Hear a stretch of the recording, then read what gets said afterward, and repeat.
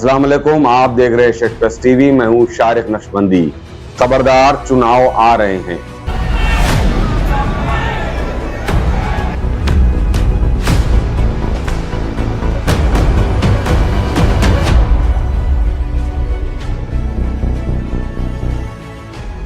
मैंने अपने प्रोग्राम की हेडलाइन ही इसलिए दिया कि आज दिन भर महाराष्ट्र में जो हुआ उससे आपको खबरदार होना जरूरी है, क्योंकि ये तमाम एक्टिविटीज का सीधा कनेक्शन अगर कहीं नजर आता है तो वो चुनाव से ही दिखाई देता है।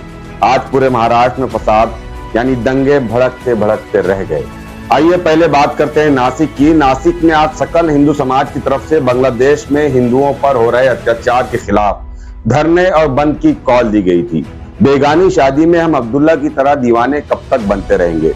मसला बांग्लादेश का है, वहां की सरकार का तख्ता पलट हुआ है। उस देश के मसाइल को लेकर वहां की अवाम सड़कों पर है, लेकिन गोदी मीडिया ने उस तख्ता पलट को भी हिंदू और मुसलमान का रंग देने की कोशिश की और कुछ हद तक वो कामयाब भी हुई। आपको बता दें कि बांग्लादेश की हसीना वाजिद सरकार ने कई मुस्लिम मजहबी तंजीमों पर पाबंदी लगा रखी थी और कई सारे उलमाए कराम को और मजहबी शख्सियतों को यानी धर्म गुरुओं को फांसी पर लटका दिया था। हसीना की सरकार जाने के बाद वहां की मिली तंजीमों ने, धर्म गुरुओं ने चैन की सांस तो ली, लेकिन सुकून और चैन किसी का खत्म हुआ तो भारतीय मीडिया का खत्म हुआ।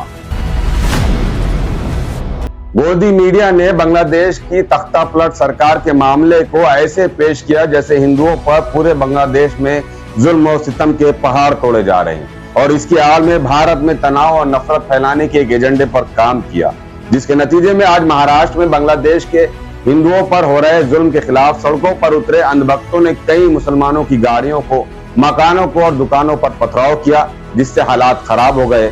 सवाल यहाँ पर यह पैदा होता है कि जुमे के दिन सकल हिंदू समाज को धरने आंदोलन की इजाजत क्यों दी गई? दूसरे, अगर मोर्चा निकालने की इजाजत दी भी गई तो उसका रूट ऐसे फाइनल करना चाहिए था जहां मुस्लिम इलाके ना हो, लेकिन पुलिस प्रशासन ने इन बातों पर ध्यान नहीं दिया और आज पूरे नासिक में पथराव और आगजनी देखने को मिली। नासिक के अलावा नंदुरबार, शाहदा, अमरावती, नागपुर में भी सकल हिंदू समाज के जरिए दी गई कॉल में के दौरान हालात खराब होते दिखाई दिए। लिहाजा आप खबरदार रहिए, बेदार रहिए, महाराष्ट्र में चुनाव आ रहे हैं और कोशिश की जाएगी कि कैसे हिंदुओं को मुसलमानों से डराया जाए और मुसलमानों को हिंदुओं से डराया जाए। इसके लिए कई जगह फसाद होंगे, दंगे भड़केंगे, तो कहीं मुसलमानों का नुकसान होगा तो कहीं हिंदुओं का नुकसान होगा, लेकिन इसका सीधा फायदा चुनाव में सियासी पार्टियों को होगा।